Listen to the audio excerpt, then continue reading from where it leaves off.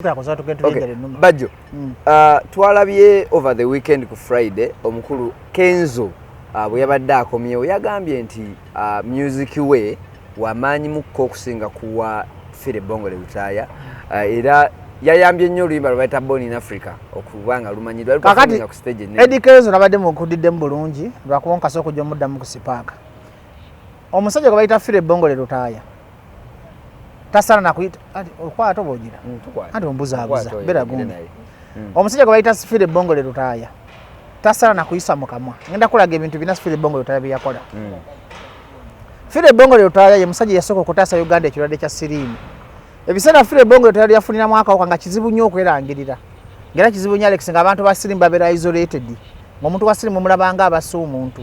Fire Bongole Lutaaya nsoko mula respect nti tasana kuyitwa mukamwa ka Kenzo era Kenzo alina okuvayo ne yeetonda nti omusajja yayamba abavubuka ne bakulanga bamanyi ti siriimu kirwadde kibi omusajja n'ayimba ennyimba za siriimu fotogera ku Fire Bongole Lutaaya nti yatuyamba okuwangaala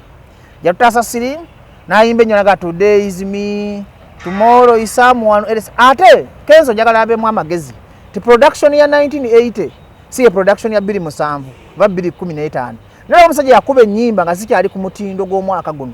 Fire Bongole Lutaaya yasinga Kenzo lyrical maturity amusinga vocability amusinga production amusinga talent ne performance gonna be music wa Fire Bongole Lutaaya genda ku YouTube obikebere he performed well than Kenzo because omulimu gwa Kenzo gwomuto kuzina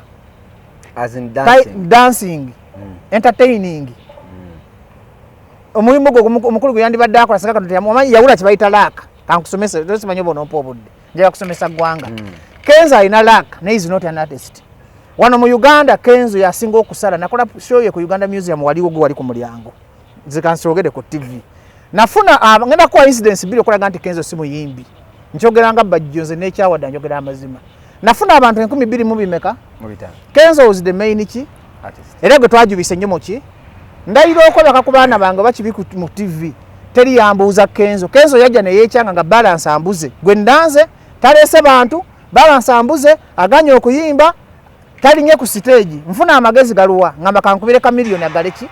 buli muntu yafuluma ku Uganda Museum ku Boxing Day show yansala teri yambuza kigambo Kenzo naye waliwo ku mulyango waliwo funyeyo omuntu nagamba nti mpa ticket yange Kenzo aluwa nkolaga nti taddanga mukwepakira ku bayimbi takiddangamu ate bino ndi serious ya saka nako obusungu takiddangamu wabula enkyogera njagala nakaba njagala omuliyo omwana omuto kubanga audience ye badde singa mbanda bato stamina zigido bowlingo bebanyumire bibimba yimbe bitalina makulu kakati njagala omuliyo omwana omuto yagamba nti Uncle Bajjonzi bye kasena leta Joseph Mayanja Chameleone nayimba njagala kino Alex ekirungi waliwo oyinza ogamba muwayirizo basi waliwo ku mulyango wali yagamba nti mpa omutwalo gwange sirabye bayimbi katongovanga ku muntu atalina maanyi ng'omulanze ga yakulembedde ekipande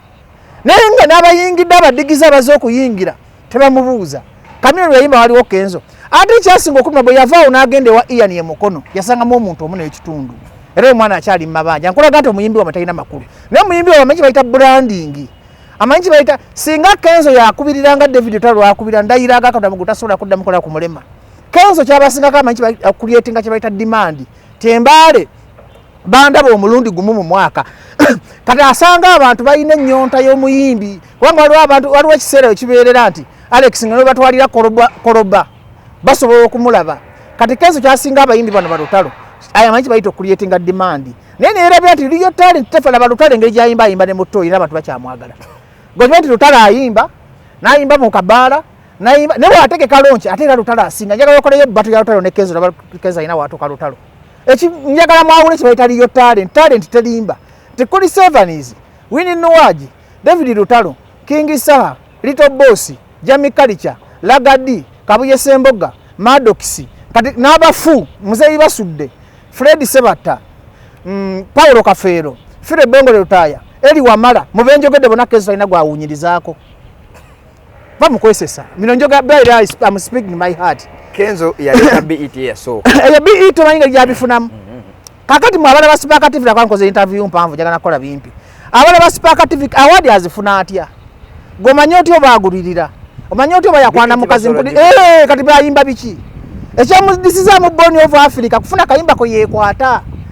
kana tukwali abazungu bayimbira zigido empale za yambala nzigido kati omuzungu agenda bitegeera ki nekyo kubikinya galo no tusinge nti buli lwagenda okuyimba ebigoma agatalumba nagatamu Nigerian beats nagatamu olukongo kati omuntu kyemanyi nakuwulira ku kidimba nga jangu nkulage ekidongo ngeri gyekivugamu nagamba nino liba lwempuliriza lubaliyita lini nakigamba mu video sirumanyi ne lunyumira kati ye Kenzo ye muzeeyi Kyalamanda bwempuliriza Uganda kati bwagenda ebweru bawuliriza beats tebawuliriza music kyofaananga ne mu Grammy Award olima lwa Grammy Award lwa Kenzo olumanyi okusipaako oluzanya emirundi emeka olunaku nti oba alina sayansi we nagwazanya kakati feemu y'obulimba Alex tebeerawo nga feemu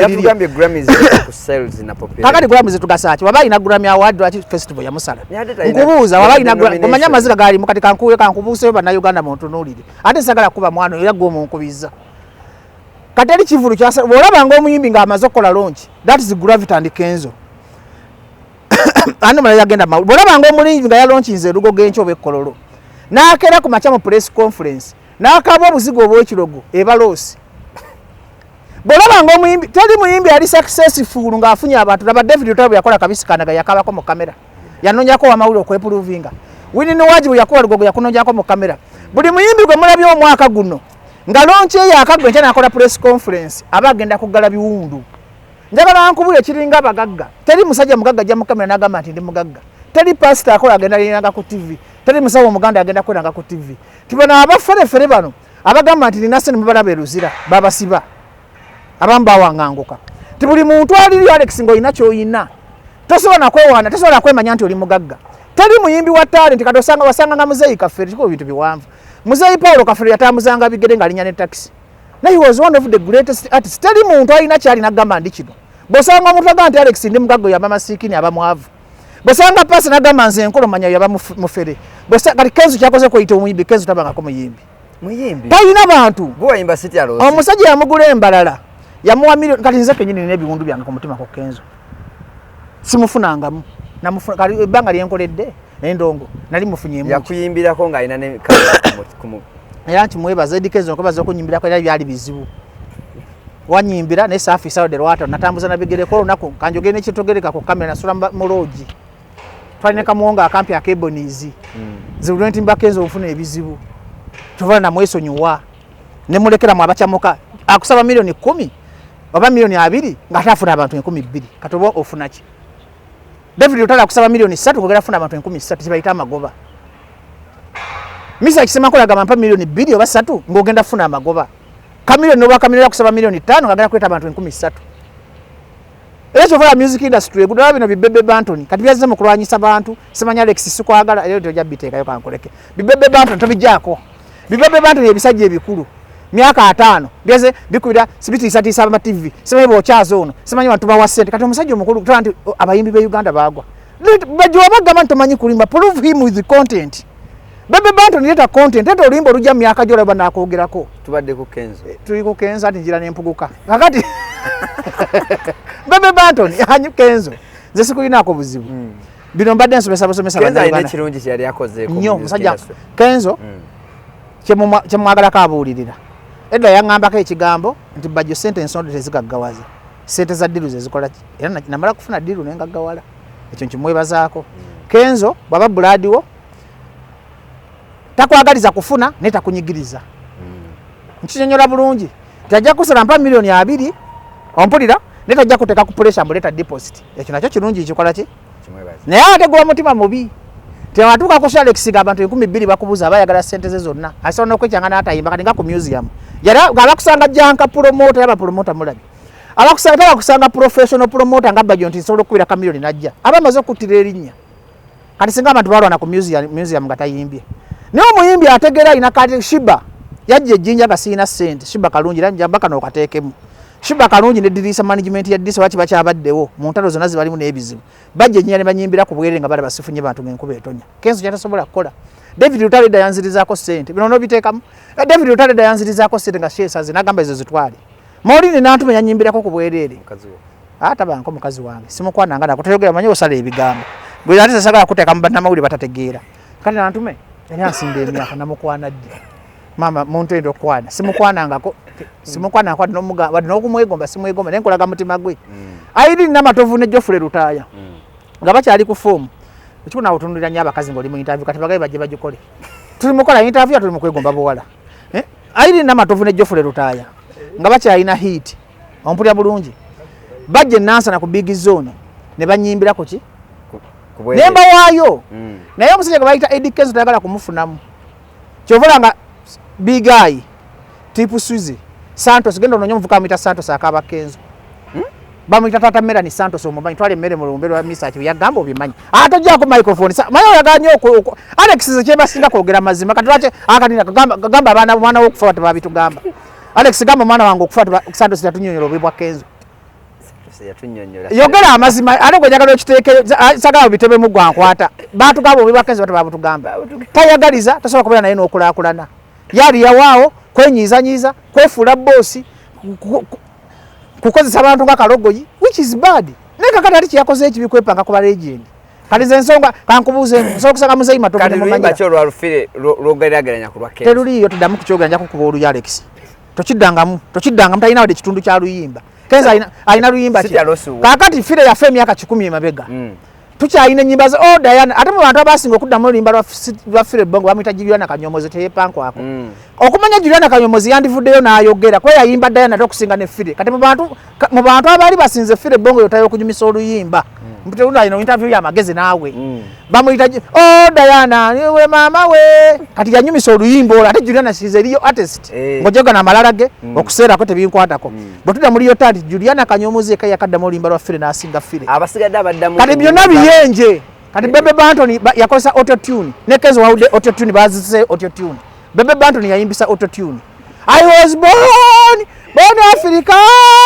sing master wawulanga autotune yeyinga bulago bwange ompulya kati mu bantu abakaddamu ennyimba z'abagenzi ne zinyuma Little Boss Juliana Kanyomozi David Lutalo kuli Sevanis King Sabanga z'abagenzi kyoga sebatta naye mugenzi anti muzini yalinga yafa kubanga abana batani sozanyira music nga cyali zonna z'abantu akyaliwo yalinga yafa ndikakati ne Bobi Wine yaddamu Kampala Paulo ngenda waffe boda alina Bobi Wine atula mu ngoma yatula mu lwa Eri Wamala Bobi Wine yatula mu lwa Firera yaddamu olwaleero nafunye n'omugunja gw'emutya ze kutabangalangira anti yaluyimba bulungi zituyamba boda Pastor Bugembe yaddamu ani yali amanyi lunyuma Bugembe no muyimbi Bugembe muyimbi yaddamu ani yali amanyi tewali yali amanyi yo mmekanga manyi Diana Born of Africa Daisy Eri Wamala Diana iye mama we omutima alina kuba fire bongo Lutaaya manyi yo Born Africa Today is me empisa zo zikyuseemu zirabika zinnemye abasajja bodirira ebyomukwano omusajja ng'omwepanga ng'oleta ekiyenje kya Kenzo ulya si lwafire awanze mmanyi music ze gomanyira kwake ennyimba endala ayimba nkoye okwegomba abatulaba naye maama n'obulungi bw'ossebo kati omusajja gw'omwepakira kolanda ennyimba zo ziri mu memory ate gasizijjuka kati lwa Kenzo lwali omumanyi kati Kenzo livingi mukatonda mugulu n'abaana bato ate kati kampuli bubblegum music gwe bayimba tawangaala kata chamulamu kiringa Alex kufuna marriage material na kufuna mukazi atali marriage material malaya ku street akola byonna ebyekiyai n'onyumirwa naye ate omukazi wa wakasigalawo mu bulamu emyaka gyonna kati fire bongo leo taya mukazi wa makava ku bano kati nkwa example girese bubi tugabi fusanga malaya omukwane ku kkubo ojja kunyumirwa naye ati maama w'abaana oli yajja okuwangala n'abaana bona okuwangala nawe emyaka gyonna kakati era nti legend aba legend tenyimba za fire tayolaba nti nzimanyi mbuze olimba lwa basudde nolaba simanyi